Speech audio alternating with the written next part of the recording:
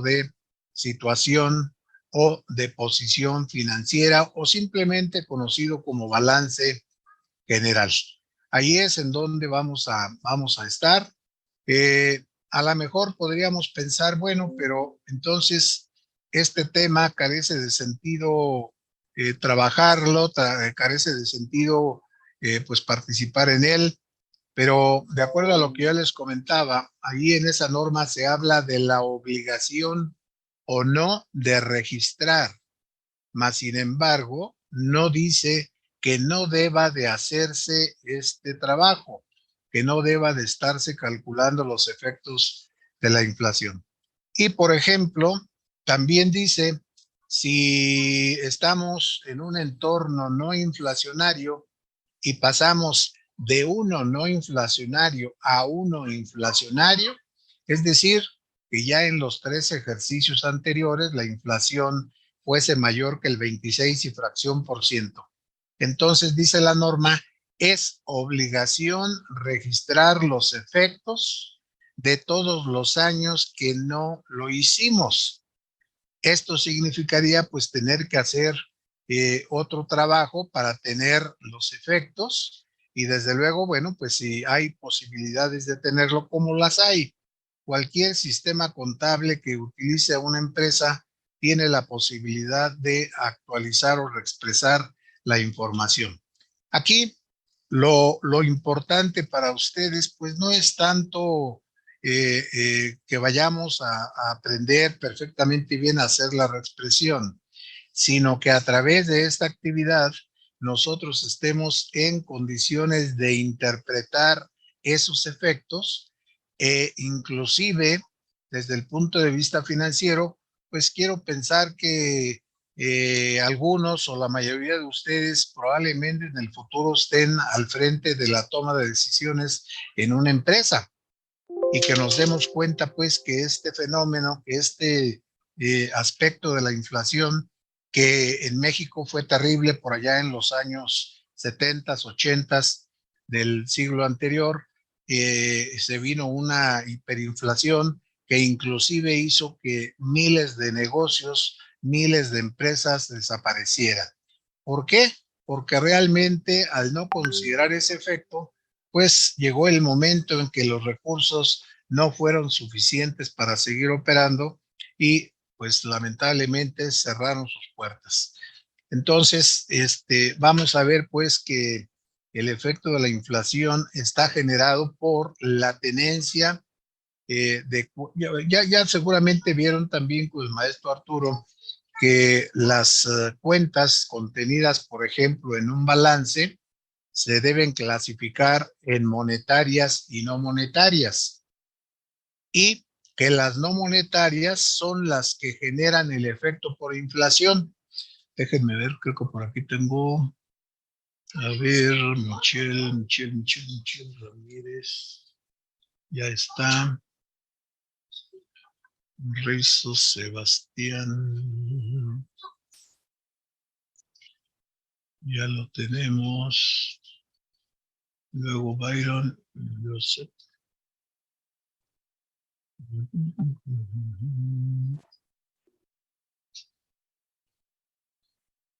Nepomuceno Islas también ya está. Valverde. Ya tenemos. Y Byron. Me falta Byron.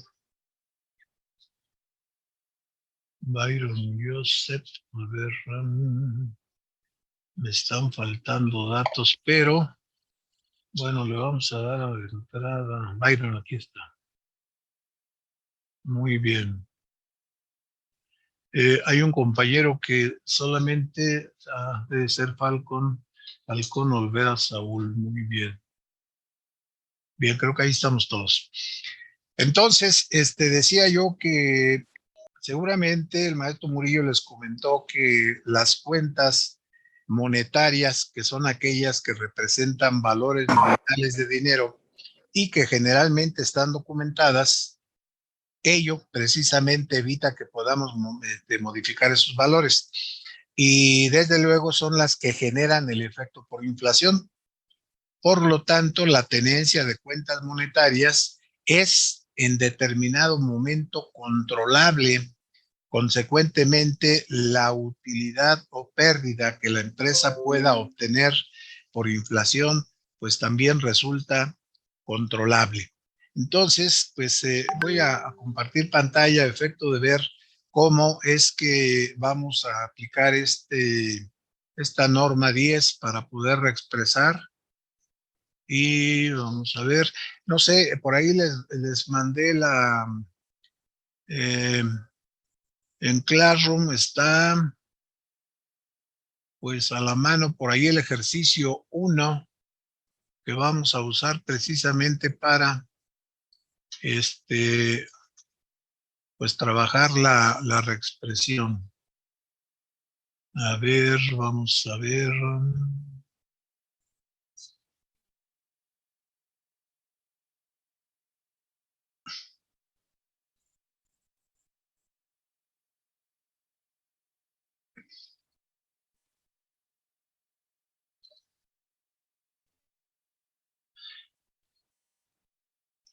Aquí, bueno, pues que me gustaría hacer referencia, por ejemplo,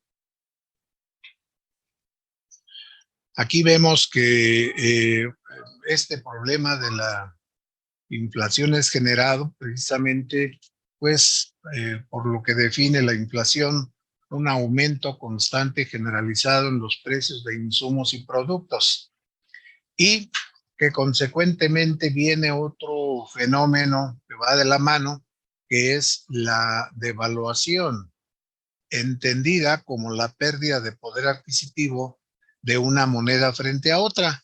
Caso México, bueno, pues frente a dólar Estados Unidos. Entonces, es lógico pensar que a mayor inflación, pues tenemos una pérdida de poder adquisitivo mayor. Y también habría o sería interesante identificar que, pues, el valor que aparece en una moneda de curso legal, en un billete de curso legal, es un valor nominal. Ese valor nominal, el que aparece en alguna moneda o algún billete de la denominación que sea, no cambia. Más sin embargo, el poder adquisitivo de ese billete o moneda sí cambia. Y ahí es precisamente donde se generan los efectos en el caso de las empresas. Yo voy a ir avanzando. Ustedes me pueden interrumpir con toda la libertad del mundo a efecto de hacer el comentario que crean pertinente, y en caso de ser necesario nos regresamos hasta donde sea necesario. Aquí esto que ven en pantalla ahí, pues simplemente normalmente lo uso a efecto de iniciar un curso, pues partiendo aquí de la presentación de un pequeño balance muy resumido que tiene cuentas de las que normalmente ya conocemos: bancos, cuentas por cobrar, el inventario y terreno, proveedores, impuestos por pagar, acreedores diversos y capital. Aquí tenemos cuentas monetarias que son, por ejemplo, bancos y cuentas por cobrar, proveedores, impuestos por pagar y acreedores. Tenemos cuentas no monetarias como son el terreno, el inventario, y en el lado derecho tenemos el capital. Esas son las cuentas que por reexpresión tendremos que trabajar. Eh, Consecuentemente, decía yo que la inflación es generada por el hecho de tener cuentas monetarias. Voy a irme ya un poco más directo a lo que son los saldos monetarios. ¿Qué es un saldo? Pues es la diferencia si hablamos o pensamos en cualquier cuenta de balance, la que ustedes gusten, de tipo deudor o acreedor, de activo, pasivo, capital. El saldo, pues es la diferencia entre la suma de cargos y suma de abonos. Entonces, podemos tener por aquí tres tipos de saldos desde el punto de vista de lo que maneja esta norma de información 10.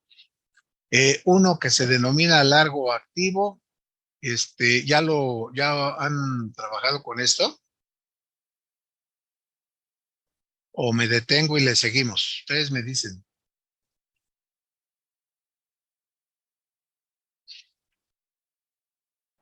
No muy bien, porque apenas íbamos empezando Aún no con habíamos... la reexpresión.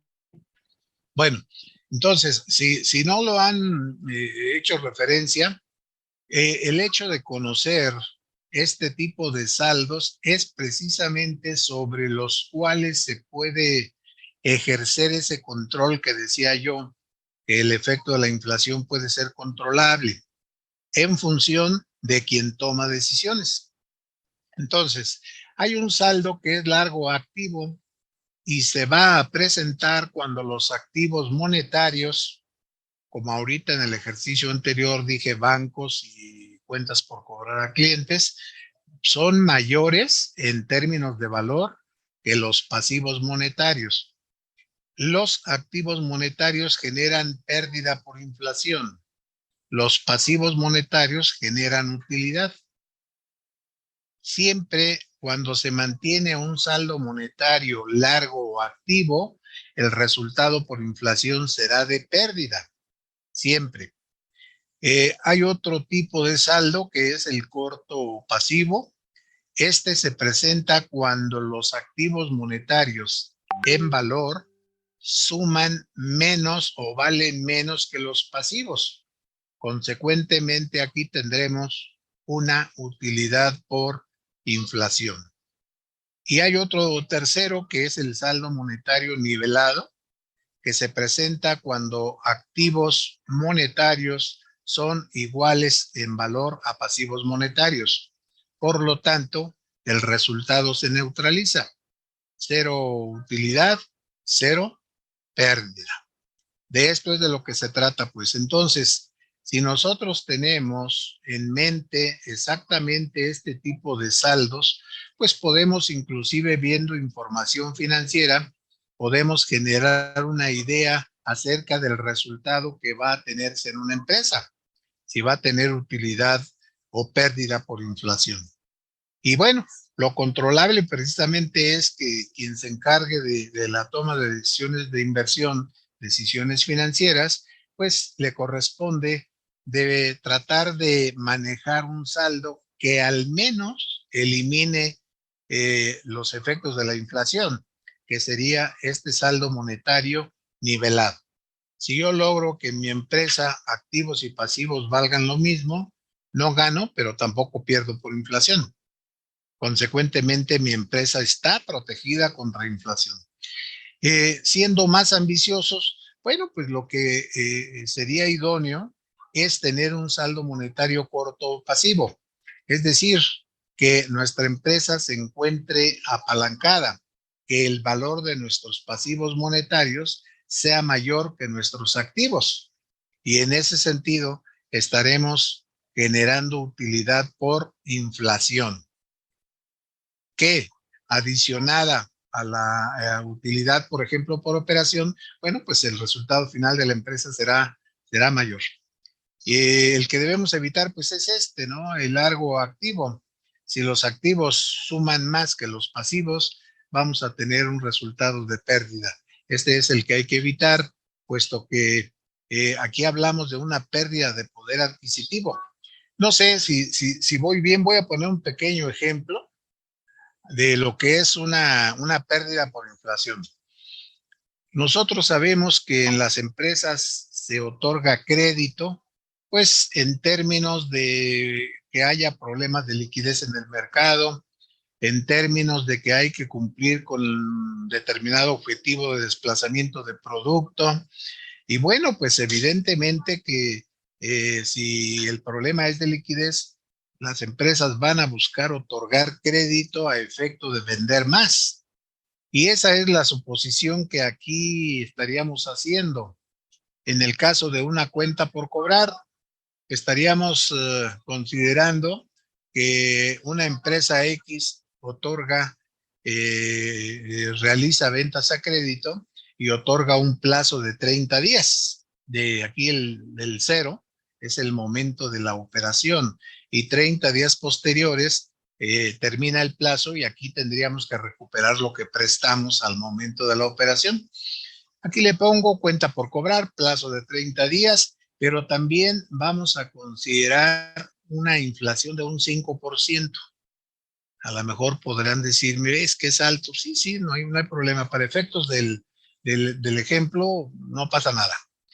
Entonces, cuando nosotros generamos una venta a crédito, pues evidentemente cargamos cuentas por cobrar a clientes, abonamos el IVA trasladado no cobrado, abonamos ventas y hasta ahí.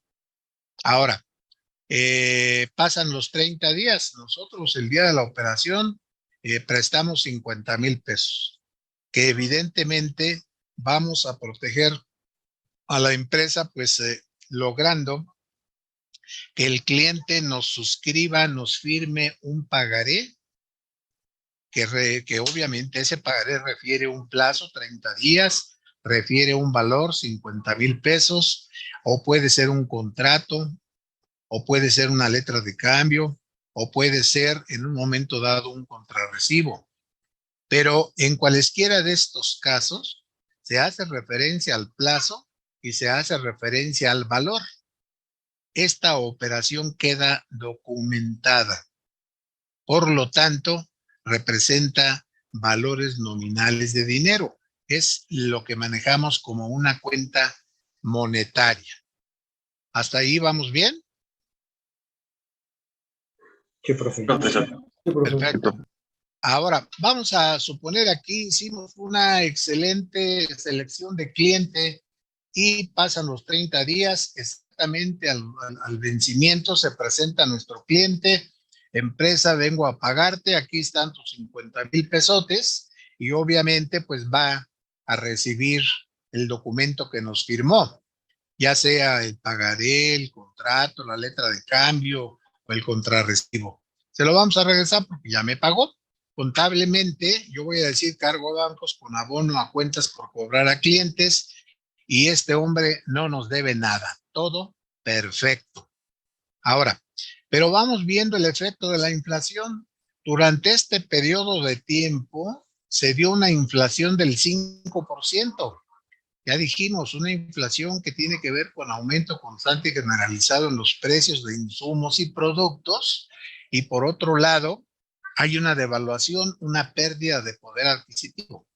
¿Qué significa esto? Que los 50,000 pesos que prestamos el día de la firma, el día de la operación, tenían un valor o un poder adquisitivo más alto que los 50,000 pesos que me van a regresar 30 días después. Me van a regresar, me van a pagar 50,000 a valor nominal. Ese no cambia, pero el poder de compra sí se afectó en función a la inflación.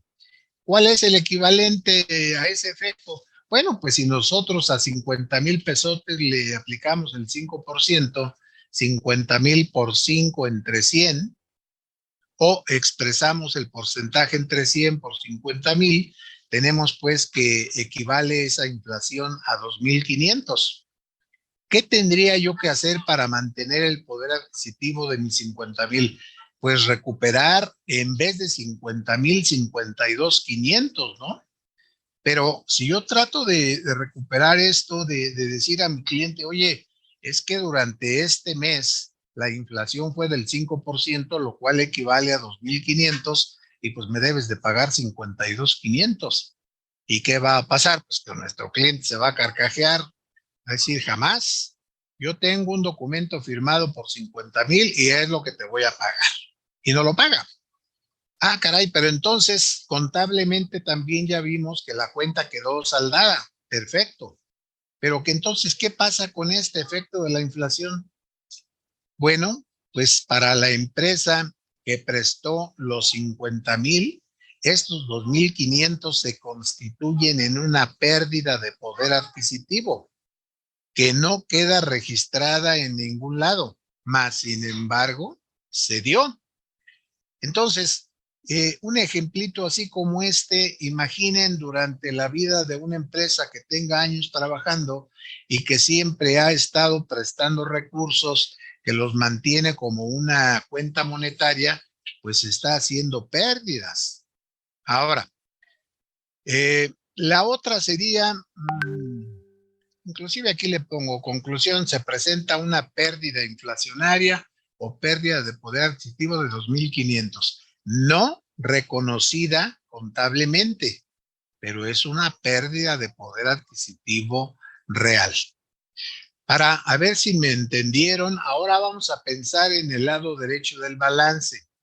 También la empresa en la que estemos trabajando, también normalmente recibe crédito por parte de los proveedores. Podríamos pensar que en vez de que dijéramos aquí cuenta por cobrar, vamos a pensar que fuera una cuenta por pagar. Con las mismas condiciones, nuestros proveedores nos ofrecen 30 días de plazo y también la misma consideración de la inflación. Durante ese periodo la inflación fue del 5%, pero estamos hablando de una cuenta monetaria de pasivo. Ahora, la pregunta sería, ¿quién absorbe aquí el efecto de la inflación? El proveedor, ¿no? Es correcto. El proveedor en su contabilidad le va a pasar lo mismo que nosotros pues razonamos aquí, ¿no? Mas, sin embargo, para nuestra empresa como usuaria del crédito, ¿esta operación le genera algún beneficio? ¿Qué opinan?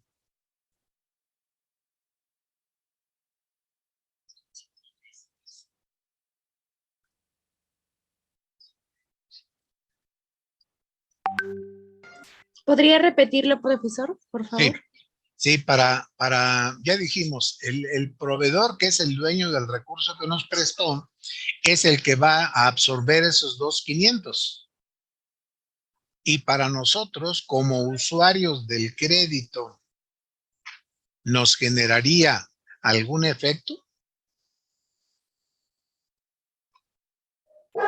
De algún modo, yo pienso que sí es beneficioso para nosotros, ¿Cómo sería esto? porque estamos adquiriendo dinero por adelantado. Por ahí iría. Cuando nosotros recibimos un crédito de parte de proveedores nos entregaron materias primas o producto. Y materia prima y producto que nosotros tenemos en el almacén y que con el transcurso de los días está aumentando de valor. Entonces, a mí eso me conviene porque tengo una cuenta no monetaria cuyo valor está creciendo, lo que tengo en almacén. Y si lo queremos ver desde el punto de vista poder adquisitivo, bueno, pues nosotros el día de la celebración de la operación, el día que recibimos materia prima o producto, firmamos un documento. Esos 50,000 pesos tenían mayor poder adquisitivo que los 50,000 pesos que vamos a reembolsar o a pagar 30 días posteriores. El valor nominal que vamos a pagar es el mismo, pero en términos de poder adquisitivo, esos 50,000 valen menos. Entonces, a nosotros como usuarios del crédito, sí nos beneficia la tenencia de deudas monetarias. Estas deudas nos generan utilidad. Decía yo, en términos de poder adquisitivo, bueno, pues vamos a pagar el mismo valor nominal, pero con poder adquisitivo menor. O por otro lado, lo que tengo en el almacén al estar subiendo de precio, pues a mí me está generando una utilidad inflacionaria. Entonces, si esto nos queda claro que en el caso de las cuentas monetarias de activo o deudoras se generan pérdidas, cuando se habla de cuentas monetarias de pasivo, nos genera utilidad. A la postre, lo que tenemos que hacer es ver cuál o cuántas operaciones fueron llevadas a cabo en cada caso. Es decir, qué tipo de saldo monetario manejamos. Si siempre Correcto. manejamos un saldo monetario largo, pues habrá pérdida por inflación. Si manejamos un saldo monetario corto o pasivo, entonces habremos generado utilidades por inflación. Sí. Pero este caso casi nunca se presenta, ¿verdad? Que presten dinero a cambio Bueno, de no intereses. fíjate que en los años 70, 80, cuando fue la época de hiperinflación en México, pues no, es que la gente, había tanto recurso, el auge económico de esos tiempos y todo, que cualquier negocio que se iniciaba era negocio, había mucho movimiento de dinero, pero los efectos de la inflación siempre se ignoraron. Entonces, a lo mejor en algunas empresas, y no es que en muchas, aparecían utilidades supuestamente que la empresa ganaba y utilidades, más sin embargo, se presentaba otro fenómeno. Oye, pues es que casi no tenemos efectivo. ¿Dónde están los recursos? Si en teoría estamos haciendo utilidades, debiera haber más recursos. Pero si los recursos escasean, entonces, ¿qué está pasando? Pues simple y sencillamente era que el poder adquisitivo de esos recursos cada vez disminuía más, hasta que llegó el momento en que muchos negocios cerraron. ¿Por qué? Porque se ignoró el efecto de la inflación sobre la información financiera. Entonces, pues ahora ya las inflaciones en México han sido un poco más moderadas. El año pasado fue de un 7 y fracción.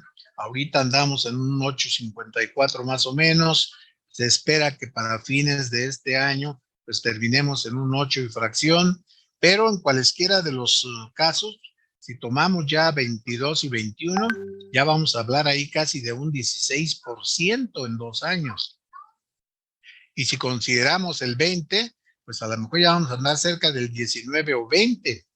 Yo tengo la impresión que aunque la norma de información 10 diga que mientras no la inflación en los 3 años anteriores sea del 26,4 o superior, no hay obligación de registrar contablemente esos efectos.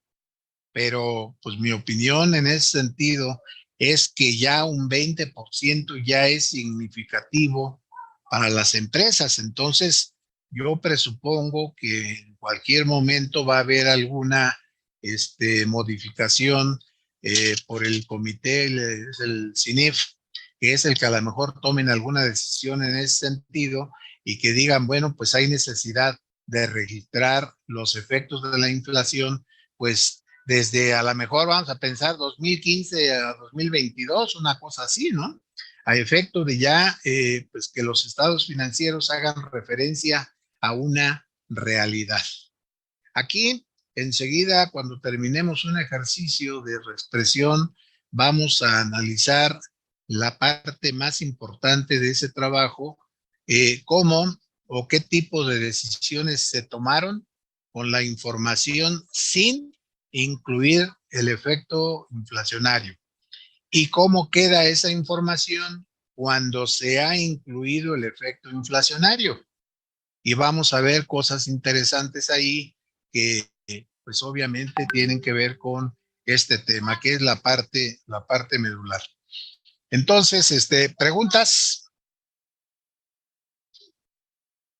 ¿No tenemos por ahí ninguna? No, profe. Muy bien.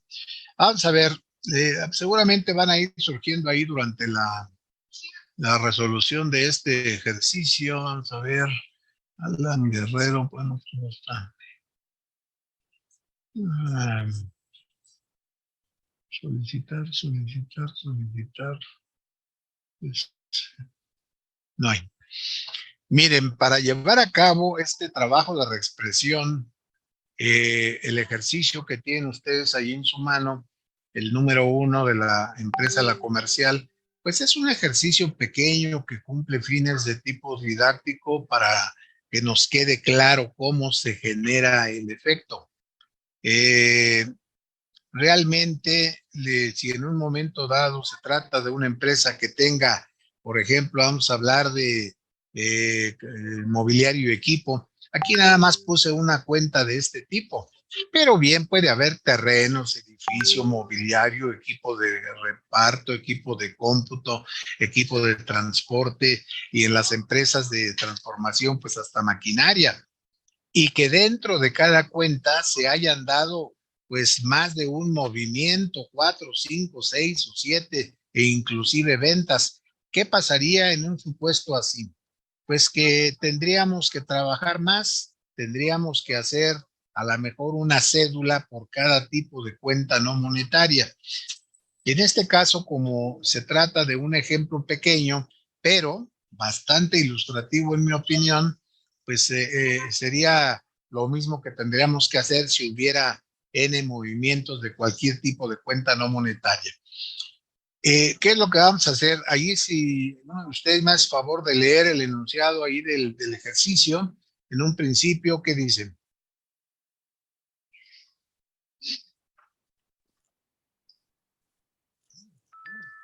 ¿El que proporciona el Classroom, profe? Sí. Ah, bueno, me hablan un compañero.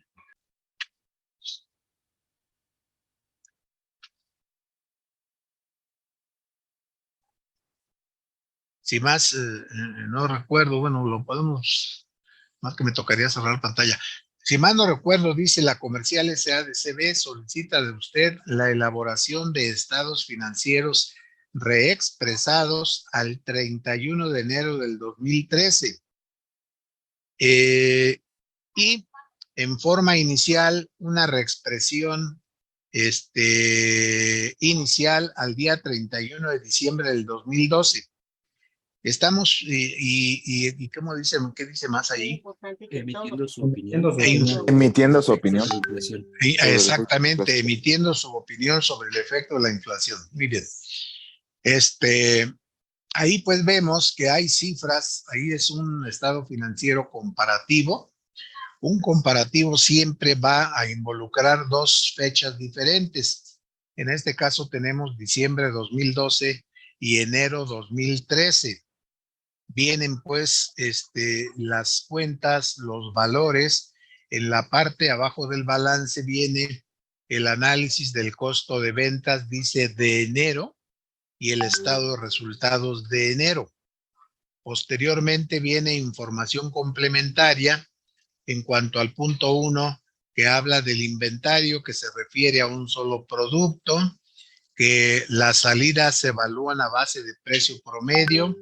Ustedes recordarán que los métodos que hay para evaluar las salidas de almacén, pues eran últimas entradas, primeras salidas, el WEPS, primeras entradas, primeras salidas, el PEPS, precios promedios, son los más utilizados.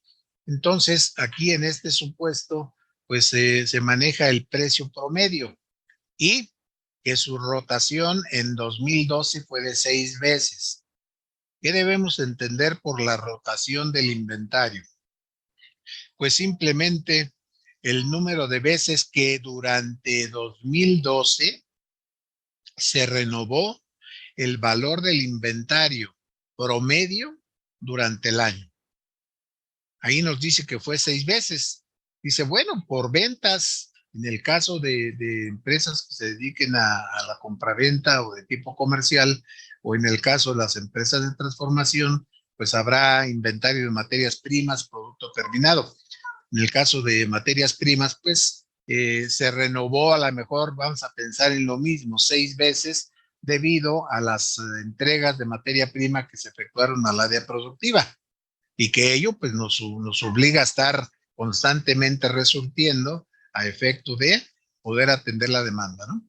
Entonces, este boletín, esta norma de información 10 en cuanto al inventario, nos dice, por ejemplo, aquí tenemos que el inventario, este valor, todo lo que aparece como cifras base, se refieren a las cifras que están en el estado financiero, en el ejercicio.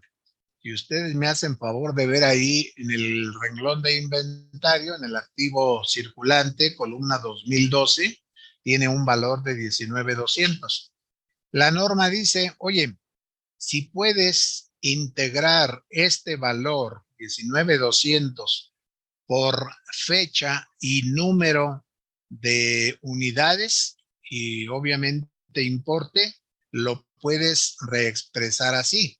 Es decir, que a lo mejor dijéramos, bueno, del mes de noviembre se compraron o restan tantas unidades con un valor unitario de tanto y de diciembre, Profe, sí. perdón que lo interrumpa, es que una compañera dice que no lo ha aceptado y creo que ya lleva rato esperando. A ver, déjame ver. Nada Tiene el más que, internorio. ya la había, es que sí, desde, a ver, déjame ver cómo le hago aquí. Se me hace que me va a tocar participantes, a ver si parece por aquí. Alan Guerrero. Evelyn.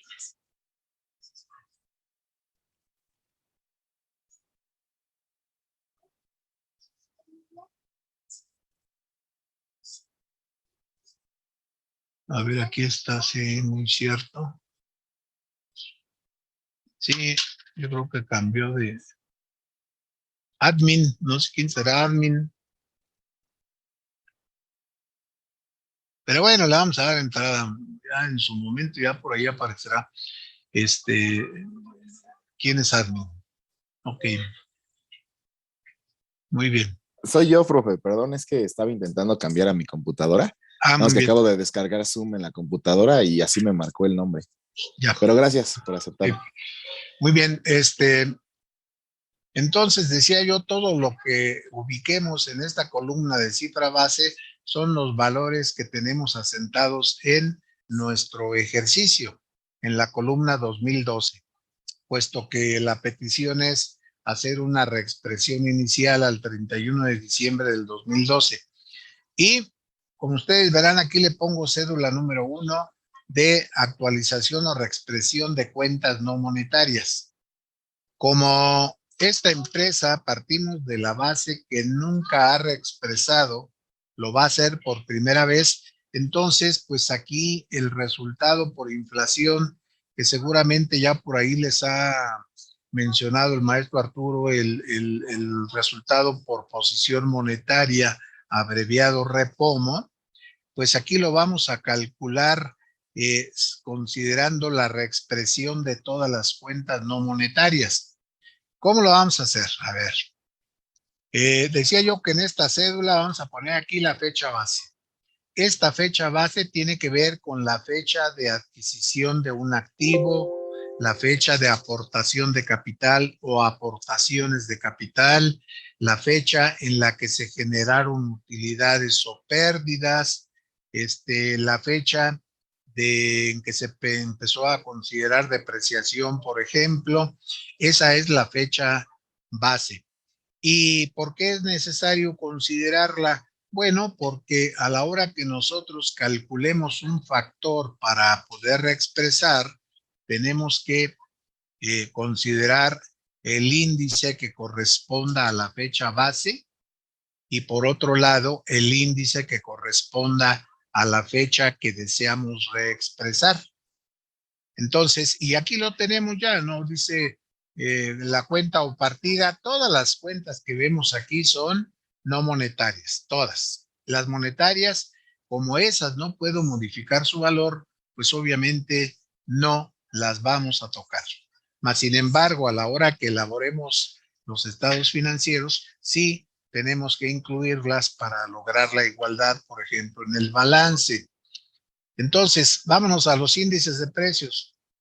Aquí, de acuerdo a lo que nos dicen, hay que hacer una reexpresión inicial al día 31 de diciembre del 2012.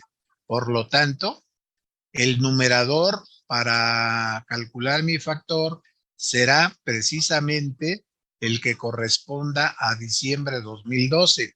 Si ustedes me hacen favor de ir verificando el dato ahí, vamos a ver pues que el numerador va a permanecer el mismo durante toda la reexpresión que tenga que ver con 31 de diciembre de 2012. El denominador es el que va a cambiar. ¿Por qué? Porque las fechas base pueden ser diferentes y obviamente ello me obliga a modificar mis índices.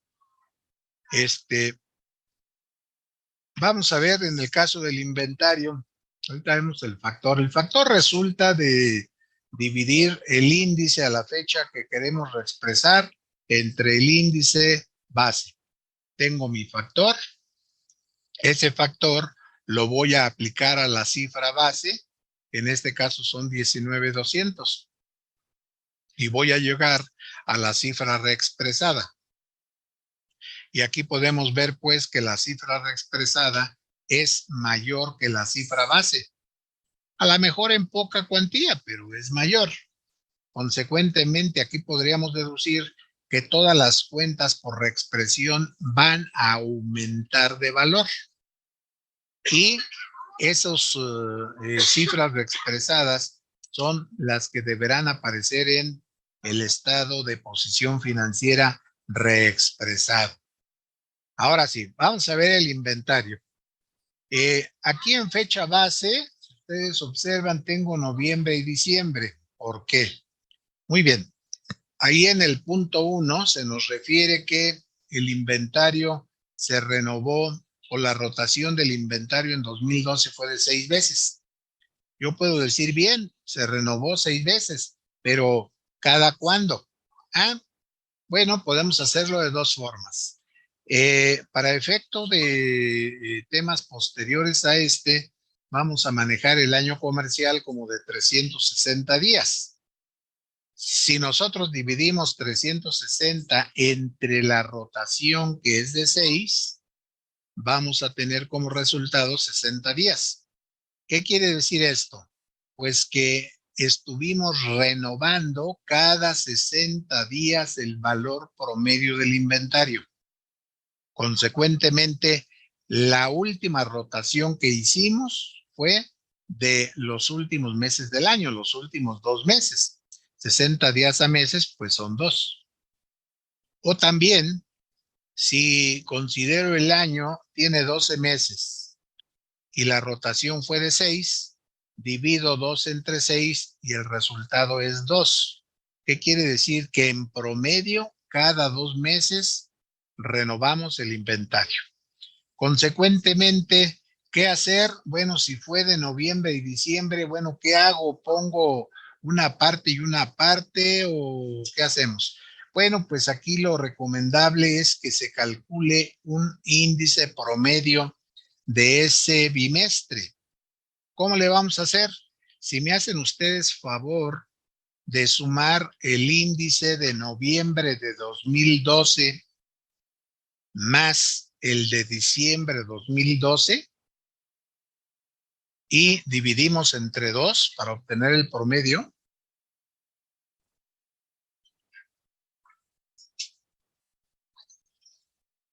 $80.4755. Aquí lo tenemos. Ese es el índice promedio que utilizaríamos para el inventario. Y así sucesivamente. Por ejemplo, voy a presuponer ahorita que la rotación en X caso fue de 2 veces al año. Consecuentemente diríamos 2 entre 2 igual a 6. ¿Qué querría decir? Que la antigüedad de ese inventario proviene de julio, agosto, septiembre, octubre, noviembre y diciembre, de los últimos 6 meses del año. Por lo tanto, ahí tendría yo que calcular un índice promedio sumando todos los índices de julio, agosto, septiembre, octubre, noviembre y diciembre y dividiendo entre 6. Y tendría el índice promedio de ese semestre. Y así sucesivamente, si considerásemos una rotación de 4 veces al año, bueno, pues 2 entre 4 me da 3. ¿Qué querría decir? Pues que cada trimestre renovamos nuestro inventario. Por lo tanto, la última vez, pues corresponde al último trimestre del año, que sería octubre, noviembre y diciembre. Para nuestro índice promedio procederíamos igual. Sumar octubre más noviembre más diciembre entre 3. Y así actualizaríamos o expresaríamos nuestro inventario. No sé si haya por ahí alguna duda. Con toda confianza, jóvenes, no hay límite. El límite para las preguntas, para las participaciones, ustedes lo ponen. Profe, Sí, entonces lo que estaba mencionando es que el índice que debimos de ocupar para el ejercicio era del 80.4755. sí.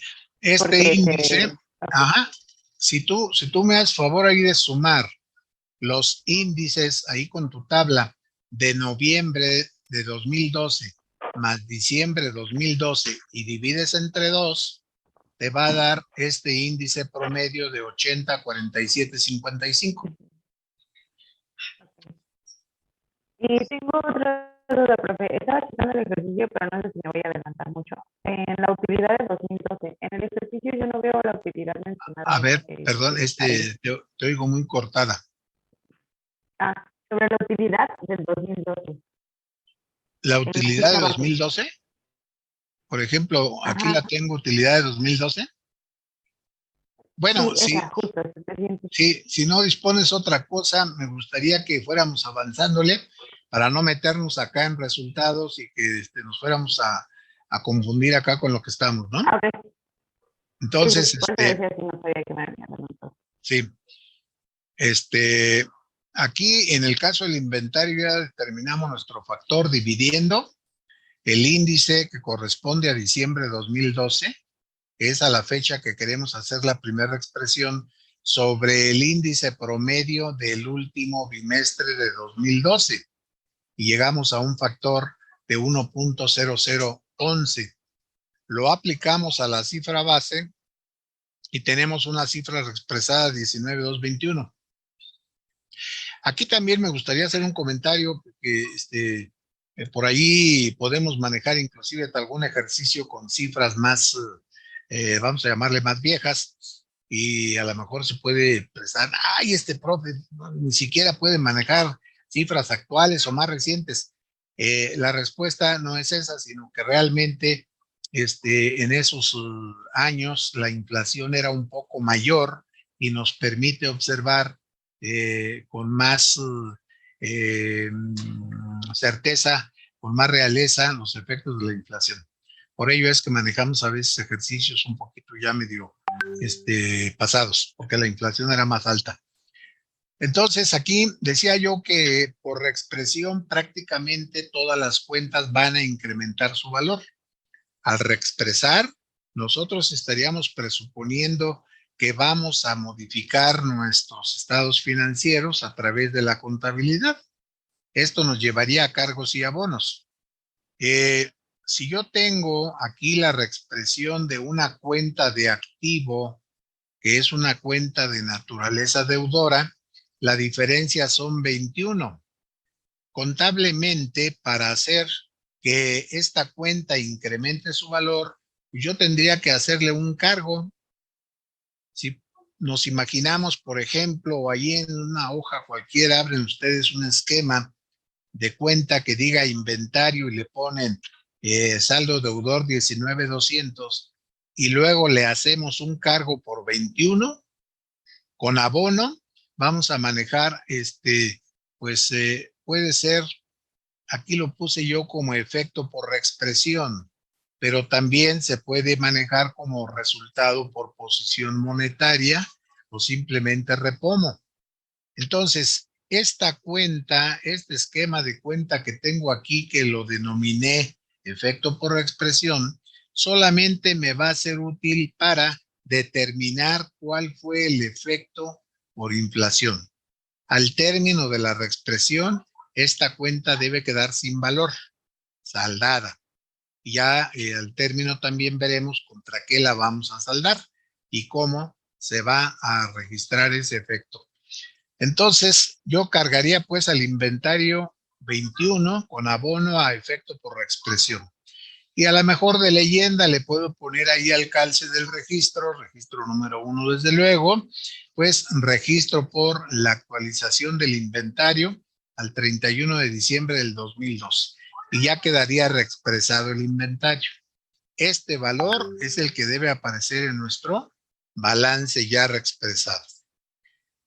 Después, Si vemos también nuestro enunciado ahí, bueno, pues ya vimos que la primer cuenta no monetaria es el inventario. Le seguiría mobiliario y equipo.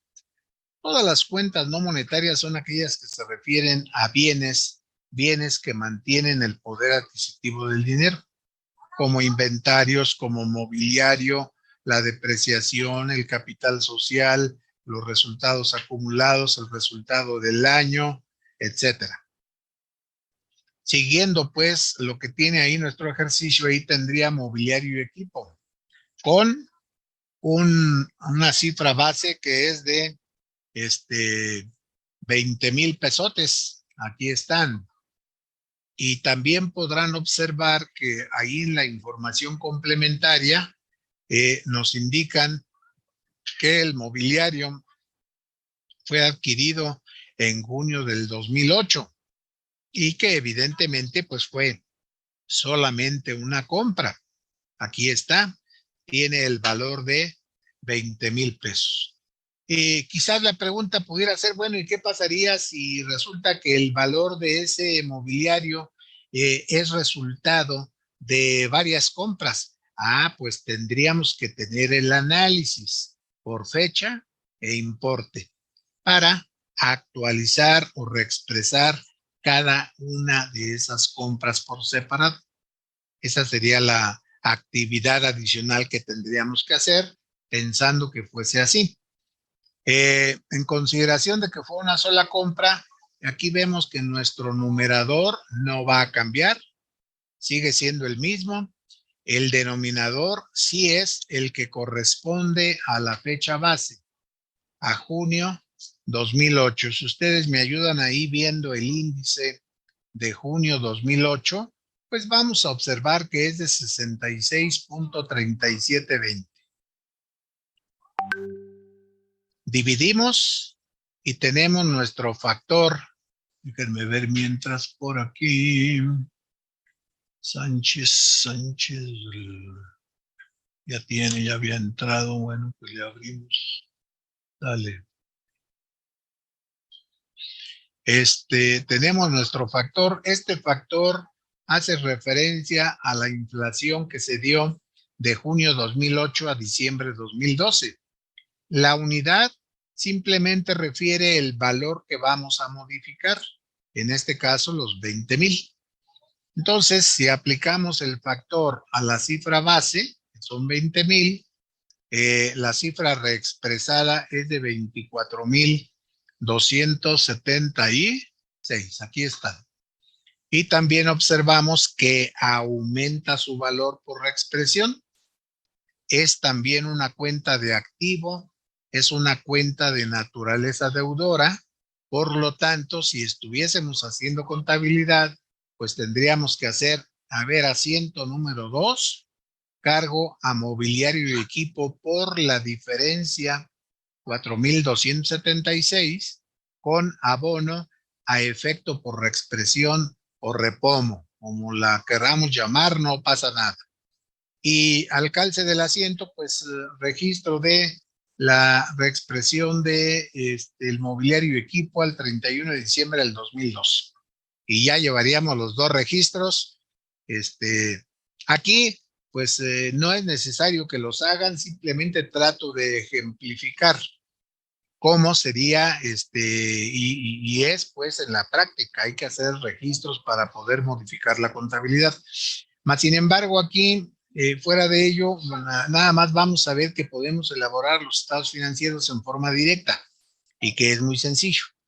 Entonces, ya tenemos mobiliario. Si ustedes observan ahí su enunciado, la siguiente cuenta que aparece pues es la depreciación. La depreciación de, en este caso, el mobiliario está pues ahí en el punto, es el 1.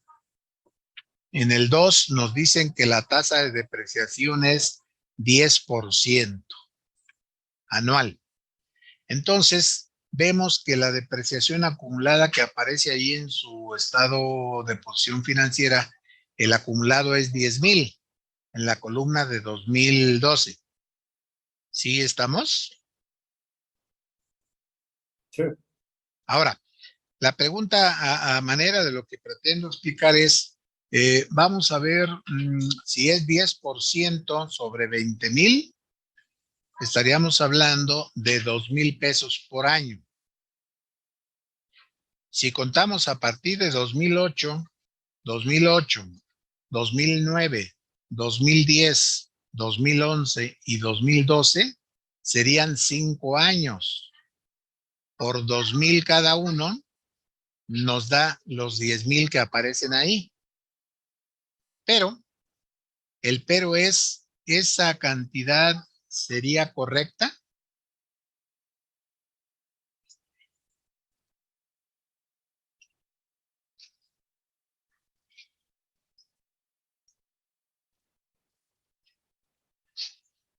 Pues la respuesta sería, contablemente, las empresas pueden hacer muchas cosas. Aquí vemos que se consideró la depreciación de todo 2008. Se omitió que no debería ser todo el año, sino compramos en junio, entonces no usé todo el año. Consecuentemente, pues podemos pensar para efecto fiscal, para pago de impuestos, la ley me dice que debo considerar la depreciación a partir del mes siguiente al de compra. No me deja la libertad de considerar lo que yo quiera. Sería fabuloso, pero no. Consecuentemente, para aplicar esta norma, pues seguimos el mismo caminito, a partir del mes siguiente al de compra. Y esa norma presenta un procedimiento alternativo para calcular la depreciación reexpresada, pues presuponiendo que haya errores, como en este caso, ¿no? La depreciación ahí se consideró de todo 2008 completa y no debe ser. Entonces, al reexpresar, nosotros podemos corregir si es que hay errores. Y por otro lado, bueno, pues imaginen que se tratara de una empresa que tuviera varios tipos de activos diferentes y que en cada tipo de activo hubiese una cantidad de N de operaciones de compra de activo, de venta, y pues imagínense que para tener o ponernos a revisar si es que los cálculos de depreciación estuvieron correctos o no, pues me sale más caro el caldo que las albóndigas. Entonces, esta norma de información dice, mira, hay un procedimiento alternativo que puedes aplicar para calcular la depreciación reexpresada, y si es que hubo errores en los cálculos sin reexpresar, ni te preocupes, ya los corregimos de una manera sencilla. Por lo tanto, la depreciación me la brinco y la vamos a dejar pendiente. Ahorita la podemos ver. Luego seguiría el capital social si nos vamos al lado derecho. Enseguida del pasivo circulante viene capital social. Ahí en el punto número, estamos hablando 3, dice que el capital social fue aportado en junio del 2008.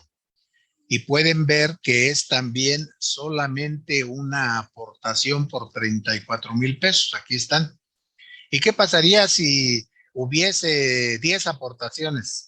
Que esas 10 aportaciones nos llevaran a 34,000. Pues yo tendría que tener el análisis de por cada una. Fecha e importe, fecha, importe, fecha, importe, hasta llegar a los 34,000. ¿Y para qué necesito ese análisis? Pues para reexpresar cada una por separado.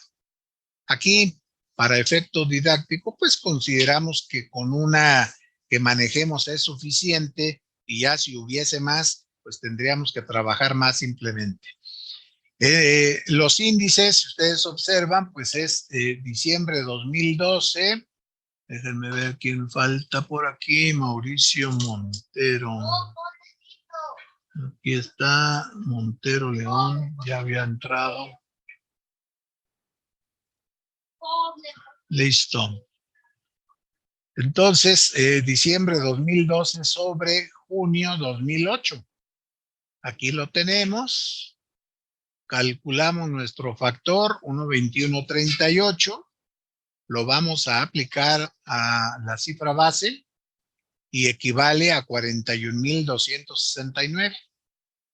¿Y qué observamos? Pues que también este valor creció por reexpresión. Pero, aquí el pero es ya que capital social es una cuenta de naturaleza contraria al activo. Es una cuenta de naturaleza acreedora. Por lo tanto, aquí para registrar esta diferencia, si es una cuenta de naturaleza acreedora, necesito abonarla para que crezca su valor. Porque si le hago un cargo, en vez de que crezca, disminuye. Entonces, consecuentemente, cargaría yo efecto por reexpresión y abonamos capital social por 7,269. De esa manera, ahí en el registro 3 pondríamos cargo a efecto por reexpresión con abono a capital social. Y al calce, bueno, pues registro de la reexpresión del capital social al 31 de diciembre del 2012. Y ya estaría de esa manera. Luego nos vamos con la siguiente cuenta que aparece allí en su balance, resultados acumulados. Vemos ahí también que en el punto número 4 se refiere el análisis de esos resultados. Es decir, ahí nos dicen que en el año 2009 se generó utilidad por 1,620. En 2010 también. En 2011 también. Y si obtenemos una sumita, pues es 3,080, que si ustedes observan es exactamente el valor que aparece allí en nuestro balance a diciembre de 2012. Debe de ser. ¿Qué pasaría si omití 2011? Pues que la reexpresión estaría incorrecta y el estado de posición financiera, como lo vamos a elaborar, pues no me daría sumas iguales. Eso es lo que pasaría. Ahora, en el caso de los índices, el numerador, seguimos viendo que es el mismo, diciembre de 2012 para los tres. Las utilidades o pérdidas deben reexpresarse a base del promedio del año en el que se generaron. ¿Qué tenemos que hacer? Si ustedes observan ahí la tabla, a la última columna del lado derecho dice promedio anual. Y ese resulta de sumar los índices de enero a diciembre y la suma la dividimos entre 12 y tenemos el promedio de cada año. Pues a base de promedio de cada año vamos a reexpresar esas utilidades. Tenemos que para 2009 el promedio es de 70, 47, 64. Ahí pueden ustedes constatarlo con la última columna en el año 2009. En 2010 tenemos 73.4061. En 2011, 75.9078. Esos son los promedios anuales. Y decía yo, ¿y qué pasaría si hubiese una pérdida? También debemos reexpresarla. Y también a base del promedio del año en el que se generó. Así de facilito. Entonces dividimos y tenemos nuestros factores de reexpresión para cada uno y lo aplicamos a cada valor o cada cifra base para llegar a la cifra reexpresada. 1,620 por 1,1431, 640 por 1,0975, 820 por 1,0613. La suma serán 3,424. También vemos que aumenta su valor. Resultados acumulados, también si son utilidades, es una cuenta de naturaleza acreedora. Por lo tanto, para hacer que incremente su valor, pues debo abonarla. consecuentemente cargar efecto por expresión por la diferencia, que son 3.44. Aquí los tenemos, 3.44 con abono a resultados acumulados. Y ya estaría resultados acumulados. La siguiente cuenta que tenemos por ahí, pues es el resultado del ejercicio. ¿Qué año? Pues 2012, que también fue de utilidad por 760. Vamos a reexpresarlos a diciembre de 2012 sobre el promedio de 2012. Tenemos factor 10194.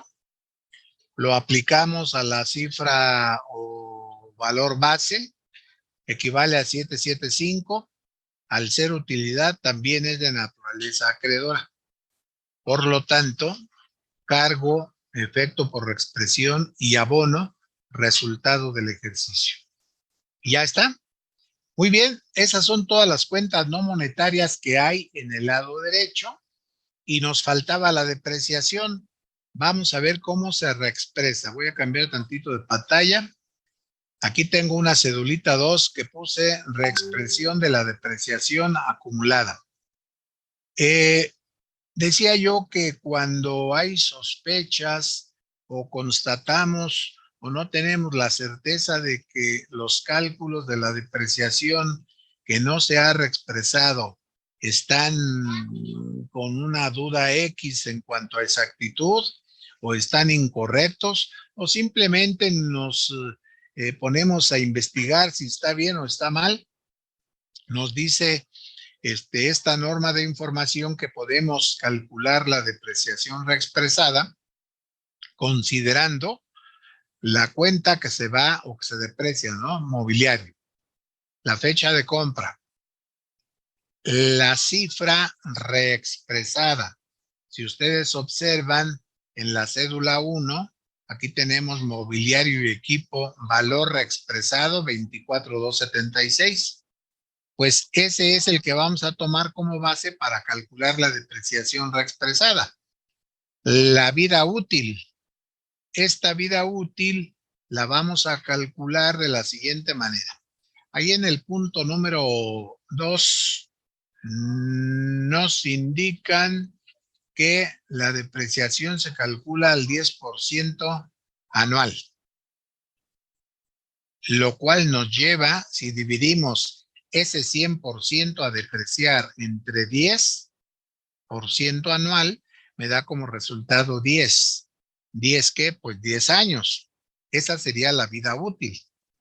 Si hablamos del edificio que se deprecia al 5% anual, 100 entre 5, la vida útil son 20 años. Si hablamos del equipo de transporte o reparto que se deprecia al 25% anual, 100 entre 25 me da como resultado 4. 4 años de vida útil, 4 años que estaremos depreciando ese valor hasta agotarlo y así sucesivamente. Entonces, si la vida útil, ¿para qué la requiero? Pues para calcular la depreciación por año, ¿no? Al ser en línea recta, pues será una cantidad igual por cada año, 2.427.60. Ahora, para calcular la acumulada tiene que ver con el número de años o el tiempo que hemos utilizado el activo. Pero decíamos que de acuerdo a lo que marca la ley del impuesto sobre la renta y en el caso de la reexpresión, pues seguir el mismo caminito, si compré en junio, vamos a depreciar a partir de julio. La depreciación también se calcula por ejercicios. Consecuentemente, vamos a ver aquí cuánto debió ser de 2008. Pues voy a contar mes siguiente al de compra, julio, agosto, septiembre, octubre, noviembre y diciembre. Son 6 meses los que realmente utilizamos ese bien. Si yo quiero calcular la fracción de año, divido 6 entre 12 y me da 4.5 años. Esa es la fracción de año. 2008. Ahora, años completos, 2009, 2010, 2011 y 2012.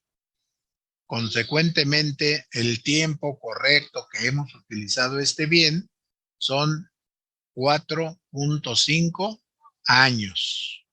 A ver si nos queda claro ese calculito. Sí, profe. Perfecto. Entonces, ahora para calcular la depreciación reexpresada, pues vamos a ver que es muy fácil. Si nosotros dividimos el valor reexpresado entre la vida útil, el resultado sería la depreciación por año. Si multiplicamos esa depreciación por año por el tiempo que hemos utilizado este activo, que son 4 años y medio, por 4.5, tengo como resultado la depreciación acumulada reexpresada, 10,924.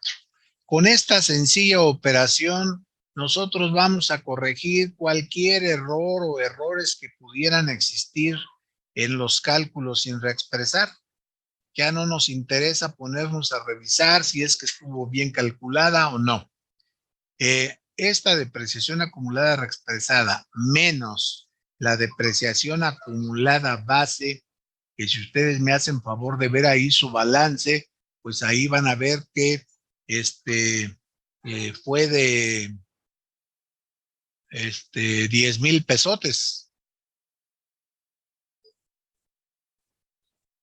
Por lo tanto, la diferencia es de 924. Quiere decir que la depreciación reexpresada también incrementó su valor. Por lo tanto, la depreciación, recordemos que aunque se presenta en el activo, es una cuenta de naturaleza contraria. Simplemente se refiere a la pérdida de valor que han tenido nuestros bienes, nuestros activos, debido al uso o transcurso del tiempo. Al ser una cuenta de naturaleza acreedora, para yo registrar estos 924, ¿qué tengo que hacer? Pues tengo que cargar corrección por reexpresión, o efecto por reexpresión. Mencioné una cuenta que se usaba antes, ¿no? En vez de efecto por reexpresión, había una cuenta que era corrección por reexpresión, que al final el nombre es lo de menos, puesto que esta cuenta debe de quedar sin valor. Entonces, cargamos efecto por reexpresión y abonaríamos depreciación acumulada. Y ya, terminamos de reexpresar, terminamos de hacer la reexpresión inicial. Paso siguiente, determinar el efecto inflacionario. Para ello, vamos a determinar la suma de movimientos acreedores o abonos. Aquí tenemos 21 más 4,276.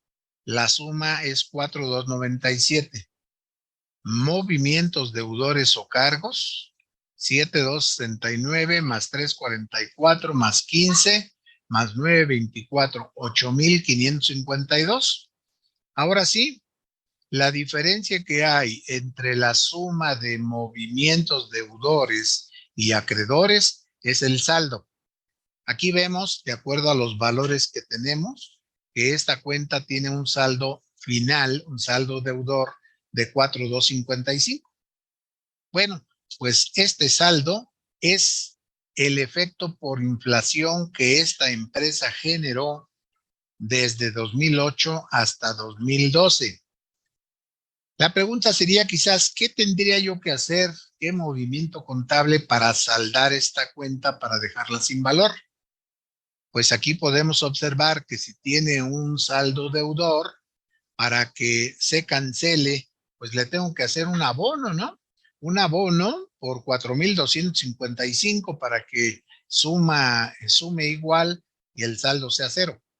Pero si aquí le hago un abono, entonces tengo que cargar ese efecto por inflación a capital contable, en una cuenta que puede denominarse resultado por posición monetaria, como está aquí. Aquí lo tenemos. Entonces, si tenemos en la cuenta que se use, que se llame efecto por expresión o repomo, si es saldo deudor, fue pérdida inflacionaria. Si fuese saldo acreedor, sería utilidad inflacionaria. Entonces, con ello, con esta explicación, pues ya terminé de expresar. Ahora voy a elaborar mi estado de posición financiera. Y vamos a ver qué fácil.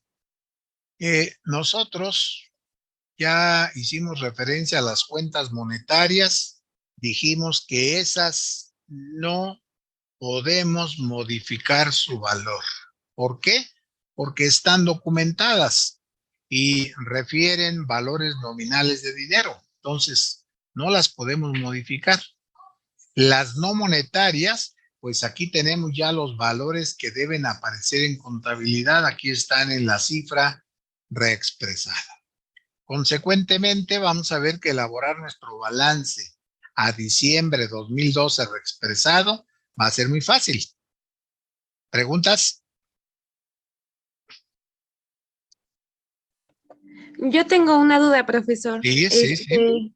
Bueno, espero no retrasarnos mucho, pero en, en la, ve de que hicimos lo de la depreciación acumulada del mobiliario, Sí, se hace o sea, por ese caso, ¿no? Porque pues nada de lo anterior que está en la lámina pasada se puede como ver una depreciación más que en el mobiliario, ¿no? claro. Sí, solamente tenemos Entonces, una cuenta. Sí, si no existiera ese, digamos, ese concepto de mobiliario y equipo, no tendríamos que hacer ninguna depreciación. claro, claro. Si no hay Y, ningún bien que pierda valor, entonces esta cedulita no debe aparecer en ningún lado. ok, y otra duda, aquí, bueno, sí veo que en el balance del mobiliario es ¿de qué? Del 10% anual, ¿no? Sí, sí, ahí lo dice en el punto número Ujú. 2. Dos, sí, pero ¿cómo es que sacó lo de los 10 años? Perdón, eso es lo que no Ah, entendí. mira, si es 10% anual, el 100 a depreciar, 100% a depreciar, valor X, lo voy a dividir entre la tasa que es 10 y el resultado es el número de años que requiero depreciar ese valor para agotarlo, para terminar de depreciarlo. Entonces divido 100 entre 10 y tengo como resultado que voy a hacer lo mismo durante 10 años. Aquí está. Si fuese equipo de reparto transporte 25% anual, pues 100 entre 25, la vida útil sería de 4 años.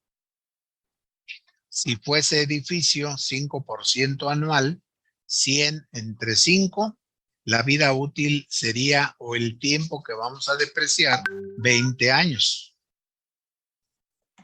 Ah, ok, y a partir de esa fecha base que tenemos del 2008, contando el mes hasta el 2012, de ahí salió la vida transcurrida de los 4.50. Exactamente. Ah, ok, Pero muy a bien. partir del mes siguiente al de compra. Ok. El de compra no cuenta, sería a partir del mes siguiente, julio, agosto, septiembre, octubre, noviembre, diciembre. 6 meses entre 12 te da la fracción de año. Vale, sí, ya, era todo, muchas gracias. Sí, como no. ¿Más preguntas?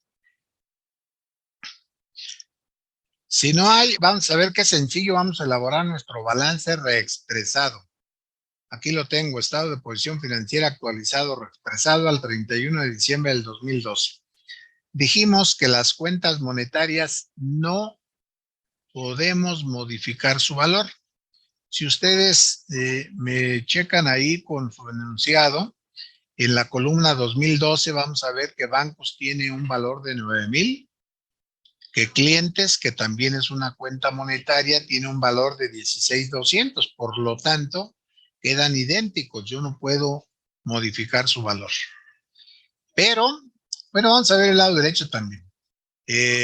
Cuentas por pagar, dijimos que también es una cuenta monetaria y ustedes verán que el valor que tengo aquí es el mismo que aparece en ese balance.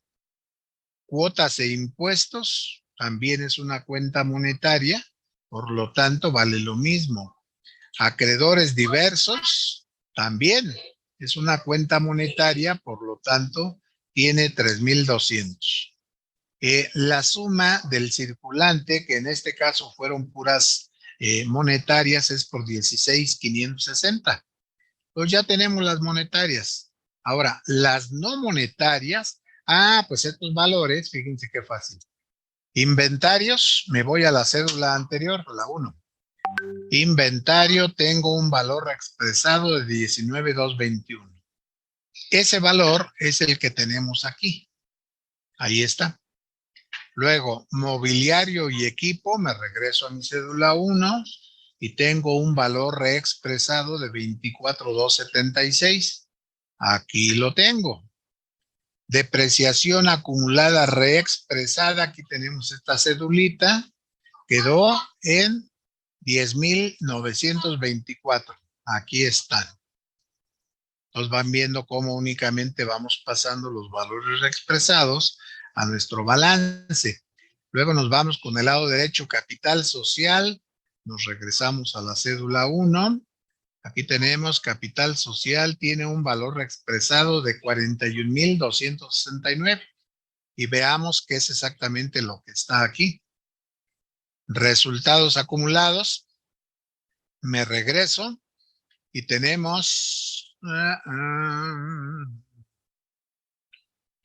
3,000, la suma, resultados acumulados, aquí está, la suma 3,424. Vamos a ver si es cierto.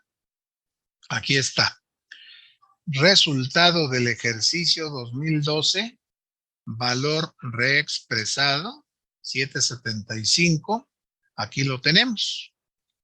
Y también decíamos, bueno, ¿qué va a pasar con este resultado que obtenimos? Resultado por posición monetaria inicial. O sea, es el que se obtuvo motivo de la primera expresión. Si fue un saldo deudor, significa una pérdida inflacionaria. Entonces yo ahí tendría contablemente que hacer otro asiento y cargar la cuenta de capital contable resultado por posición monetaria y abonar efecto por expresión. De esa manera, esta cuenta quedaría sin valor. ¿Y cómo quedaría el repomo aquí en mi balance? Pues aquí lo tengo. Resultado por posición monetaria, 4,255. Si fue de pérdida, va disminuyendo. Y ya no tengo más cuentas. Entonces, vamos a seguir sacando sumas. Acá nos quedamos con el circulante 9,000 más clientes más inventarios y tenemos un total de 44,421. Luego, el activo fijo, mobiliario y equipo 24,276. Aquí los tengo, menos la depreciación acumulada. Recordemos que esta cuenta es acreedora, por lo tanto va a disminuir la cuenta principal. El valor neto pendiente de depreciar pues es 13,352 más 44,421 del activo circulante, llegaríamos a 57,773 de activos totales. Ahí está.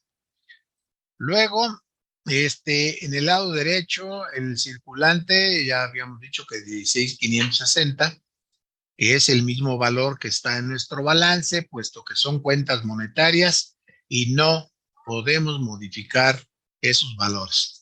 Capital social. El capital contable, yo aquí le pongo suma el capital contable 41,213.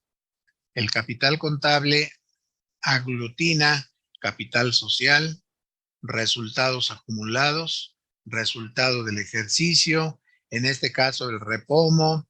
Si en otro caso hubiera reserva legal también, o alguna reserva de reinversión también. Aquí no tenemos. Entonces, ¿cuánto vale mi capital contable? Pues entonces sumamos capital social 41,269. Aquí está, más resultados acumulados, 3,424, más resultado del ejercicio y menos el repomo. Y tenemos 41,213 suma del capital contable o recursos propios, más el pasivo circulante, aquí está 16,560, llegamos a 57,773 y vemos pues que aquí nuestro balance elaborado de una forma muy sencilla nos da sumas iguales. O sea, se pues que al menos numéricamente está correcto. Y aquí terminaría la reexpresión inicial con cifras al 31 de diciembre del 2012. Preguntas, todas las que quieran. Sí, profesor, yo desde el principio no me quedó muy claro de dónde salía el índice base, cómo se calculaba, y bueno, el otro es el repomo, de dónde lo tomamos en cuenta. Bueno, a ver, vamos a ver los índices base.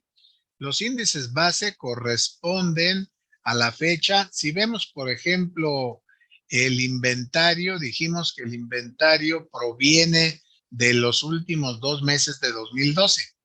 Por lo tanto, como son 2 meses, pues a lo mejor diríamos, bueno, ¿cuál pongo? Lo que hacemos es mejor calcular un índice promedio. ¿Cómo?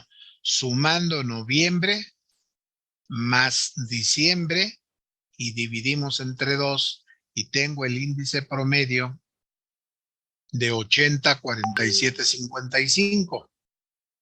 Si pensamos en mobiliario, este mobiliario fue comprado en junio del 2008. Si tú me haces favor de buscar ahí junio 2008 en la tabla de INPC, pues vas a ver que son 66,3720. O sea, pues que el denominador que vamos a considerar es el que corresponde a la fecha de adquisición o compra de bienes, a la fecha de aportación de capital, a la fecha de generación de utilidades o pérdidas. Pero en el caso de utilidades o pérdidas, dijimos que el denominador es a base de promedio anual.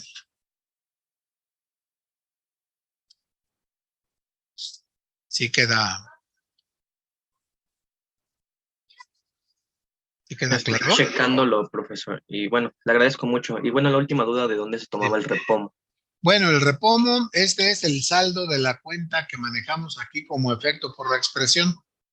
Aquí tenemos los abonos que hicimos producto de la reexpresión de cuentas deudoras, como son inventario y mobiliario. Y los cargos que le hicimos a este esquema de cuenta efecto por expresión provienen de la reexpresión de cuentas de naturaleza acreedora, como son capital social, resultados acumulados, resultado del ejercicio y la depreciación. La suma de los cargos es 8,552. La suma de los abonos, 4,297. Por lo tanto, el saldo pues es la diferencia. Un saldo deudor por 4,255 es el que tenemos aquí. Este es el resultado por inflación de junio 2008 a diciembre 2012.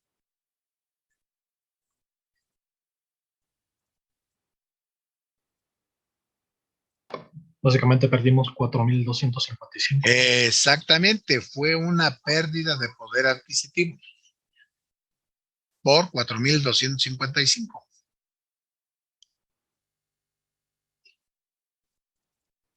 Y hasta ahí numéricamente está bien, pero ahorita vamos a ver a continuación, desde el punto de vista de decisiones, cómo es que tomamos decisiones.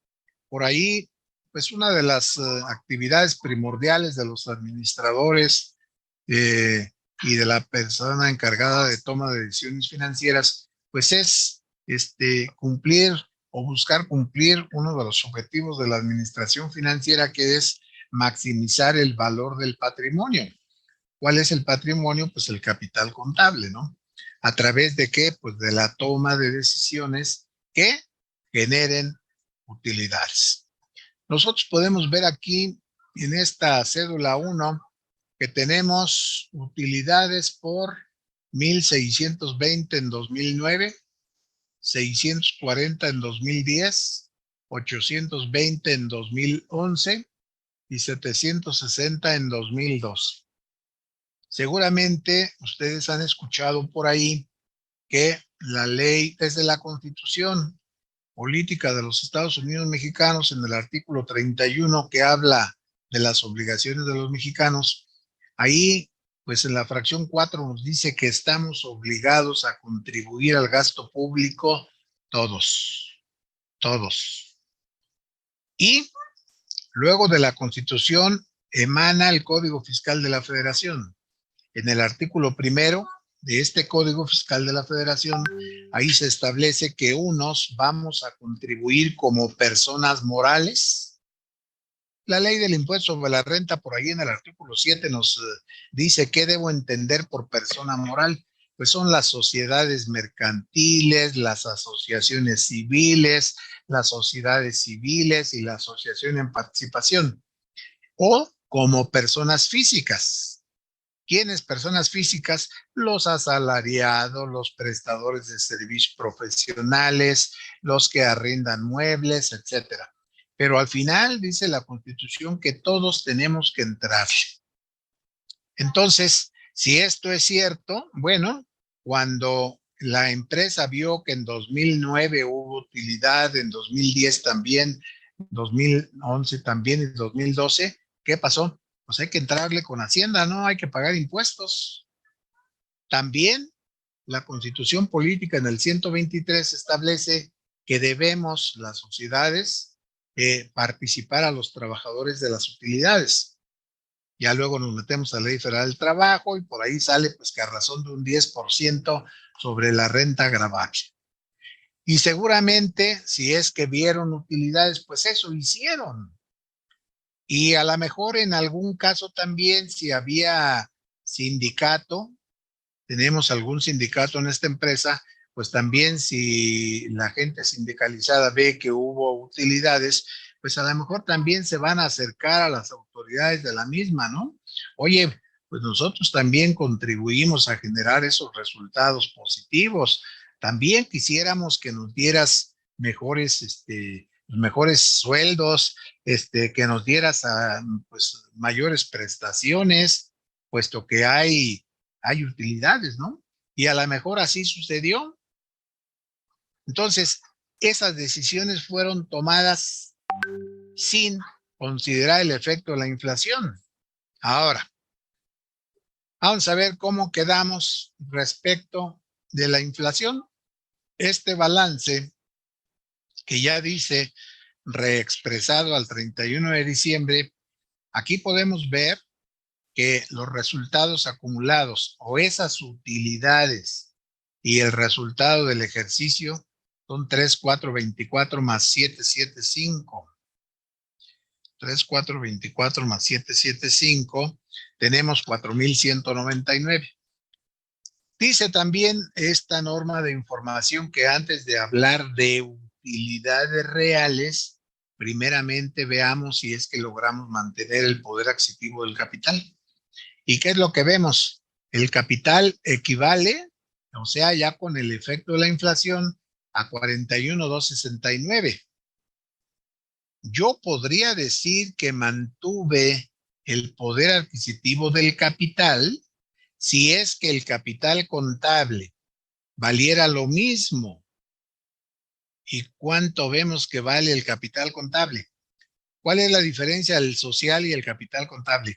Pues que el capital contable ya involucra los resultados que hemos obtenido con o a través de ese capital social, ¿no? Que es un fin, vamos a llamarle económico de la constitución de una sociedad. Yo voy a meter ahí 1,000,000 de pesos, pero espero que ese 1,000,000 de pesos vaya creciendo y al rato ya sea 1,500,000 y después de cierto tiempo a lo mejor 2, etcétera. Pero si vemos que el capital equivale a 41,269, y el capital contable la suma a 41,213, vemos que vale menos. ¿Qué puedo concluir aquí? Pues que no logré mantener el poder adquisitivo del capital. No tengo el mismo valor arriba que abajo.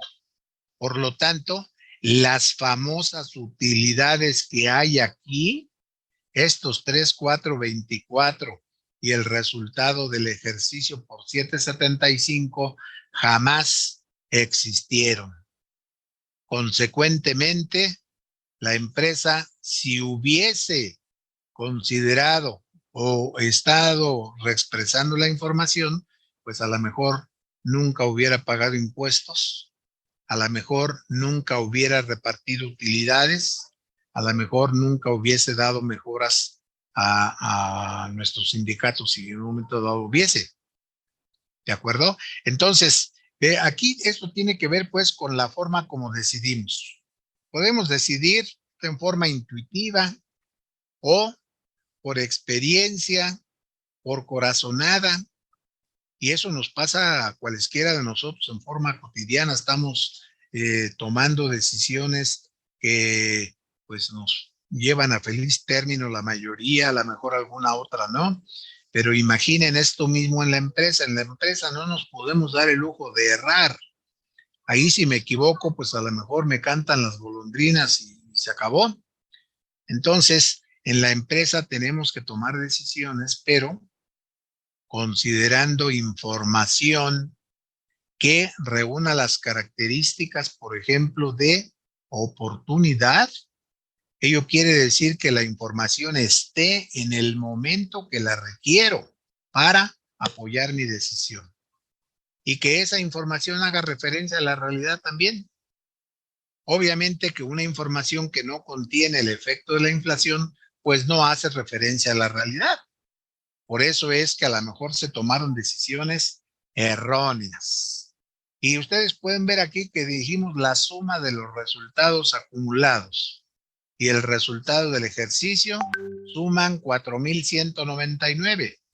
Esta pérdida fácilmente se come las utilidades y aún queda un remanente de 60 y tantos, que son la diferencia entre el capital social y el capital contable.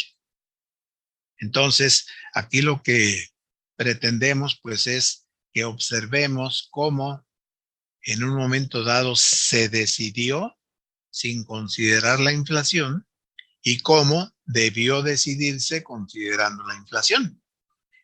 Y que si pagamos impuestos, repartimos utilidades y a lo mejor dimos hasta mejoras, fueron decisiones erróneas que solamente contribuyeron a descapitalizar a la empresa. Esto es lo verdaderamente valioso de la reexpresión. No es que ustedes vayan a hacer reexpresión, pero sí a través de ello estamos en condiciones de entender el cómo se genera el efecto y cómo en un momento dado neutralizarlo. ¿A través de qué? De elegir un saldo monetario.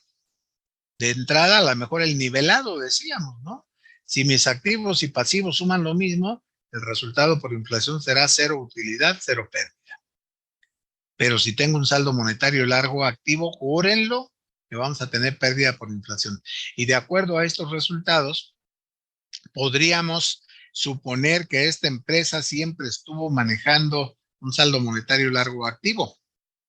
Por eso es que la pérdida de poder adquisitivo aquí está. ¿Preguntas? Todas las que deseen. Yo, profe. Sí. Me perdí un poquito. Bueno, sí, más o menos logré captar cómo es que lo hizo, pero no sé si podría repetir eso. Los resultados acumulados son lo de las utilidades de los años anteriores y el resultado del ejercicio es del 2012, ¿no? Ajá. Si sumamos, ¿cuánto te da? 4,199. Ok, esas son las utilidades supuestas. Ahora, de acuerdo al resultado que obtuvimos por reexpresión, el repomo fue de pérdida por 4,255. Quiere decir que esas utilidades aplicadas aquí, pues aún así persiste la pérdida por la diferencia. 499 contra 4255, aún desaparecen las utilidades y tendríamos un repomo negativo de 56, que si observamos estos 56 son la diferencia entre el capital social, el poder equivalente o valor equivalente, contra el valor del capital contable. La diferencia que hay entre estos dos es los 56, que significa que no logramos mantener el poder adquisitivo del capital. Ok, sí, ya me salió. Gracias, profesor. Sí. ¿Más preguntas? Sí, profe, cuando calculamos el capital social en el repomo, decía que se abonaba por defecto de la reexpresión, pero siempre se va a cargar en debe. Sí, ya sea que aquí manejé yo este esquema como efecto por reexpresión, pero bien le pude haber puesto de título o nombre a esta cuenta repomo. Entonces, todas las cuentas van a incrementar su valor por reexpresión. ¿Cuál es nuestro problema? Pues ver si se trata de una cuenta deudora, voy a abonar esta cuenta. Si se trata de una cuenta acreedora, voy a hacer un cargo a esta cuenta y un abono, ya sea capital social o resultados acumulados o resultado del ejercicio o depreciación acumulada. Al final, el saldo será el efecto por inflación, que podrá ser, si es deudor, pérdida de poder adquisitivo. Si es acreedor, sería utilidad inflacionaria. Consecuentemente, la utilidad aumentaría el valor del capital. La pérdida lo disminuye, como podemos ver aquí. Aquí está el repomo, una pérdida de 4,255, está disminuyendo el valor de capital, puesto que aquí sumamos y restamos. Entonces, de eso se trata. Gracias. Sí. Se nos está acabando el tiempo. Miren, yo les pediría encarecidamente, revísenme esta información, razónenmela, si ustedes gustan, se pueden entre ustedes también apoyar de una forma colaborativa, que pues a veces es un medio para homogeneizar en un momento dado un conocimiento o un procedimiento, etcétera. Y si no, ustedes revisen la información, anoten todas las dudas que tengan y las aclaramos de entrada a la primera sesión, la que sigue del viernes. Ahora, aquí también terminamos de hacer la reexpresión inicial al 31 de diciembre, pero a partir de la primera hay que hacer reexpresiones mensuales. Por ello es que este ejercicio está diseñado para hacer una inicial, una por primera vez, y una subsecuente, la que se refiere a enero del 2013. A partir de esta expresión base, ya haremos mensuales enero 2013, febrero, marzo, y así nos vamos hasta la fecha actual, ¿no? Pero la diferencia es que ya al hacer la expresión mensual, nosotros podemos calcular, podemos observar específicamente cuál fue el resultado por inflación que obtuvimos cada mes y que obviamente va a depender del saldo monetario que la empresa maneje. Aquí es en donde yo les decía, bueno, es que esto es controlable. Si yo quiero eliminar el efecto de la inflación, pues cuando menos debo tratar de mantener un saldo monetario nivelado. Es decir, que mis activos y pasivos valgan lo mismo. En ese sentido, ni gano ni pierdo. Más ambicioso, un saldo monetario corto o pasivo. Que mis pasivos valgan más que mis activos monetarios y habré hecho utilidad inflacionaria. Consecuentemente, lo que tenga de utilidades van a ser utilidades reales. Caso contrario, pues puede haber utilidades aparentes como lo vimos aquí en este ejercicio. Entonces, la actividad, pues, es esa. Si hay dudas adicionales, pues, con todo gusto, las aclaramos. Si lo que comenté no fue suficiente, hay por ahí un cuestionario que hago yo a mis secuencias, tratando de a través de la resolución de este cuestionario, pues que lean tantito, e inclusive lo solicito en forma manuscrita, para que nos quede claro lo que hemos estado manejando, qué es una fecha base, qué es el valor reexpresado, qué es un factor, qué método de reexpresión hay, qué es un entorno inflacionario, qué es uno no inflacionario. Y este cuestionario lo pueden responder fácilmente con ese libro de normas de información que también ya está en Classroom, allí en materiales. Entonces, ustedes me dicen si quieren trabajar a efecto de considerar esa resolución de ese cuestionario para la calificación, pues con mucho gusto lo hacemos. Son como 20 preguntas que la respuesta está ahí. No los voy a mandar a indagar por ahí a ver dónde y búsquenle y no. Ahí en ese librito simplemente buscan su norma B10 y ahí encuentran las respuestas. Entonces ustedes me dicen si esto es así, se los dejo para el fin de semana y y ya la sesión que viene, el del miércoles, pues ya me la entregan. Y pudiera ser hasta material para examen también, puesto que pues, nos resta, yo creo que la sesión del viernes y luego la del miércoles. Y no, a ver, déjenme ver cómo le vamos a hacer. Es que déjenme ver el calendario. Bueno, ustedes revisen ahí el calendario que se modificó y creo que de la primera semana de noviembre el examen, pues tenemos que hacerlo a lo mejor el viernes, sí, el viernes de esa primera semana de noviembre. O sea que de clase nos quedaría el viernes que viene, el miércoles y el otro viernes que sigue estaríamos haciendo examen. El miércoles es día festivo, profe. ¿Eh? El miércoles es día festivo, me parece que es 2.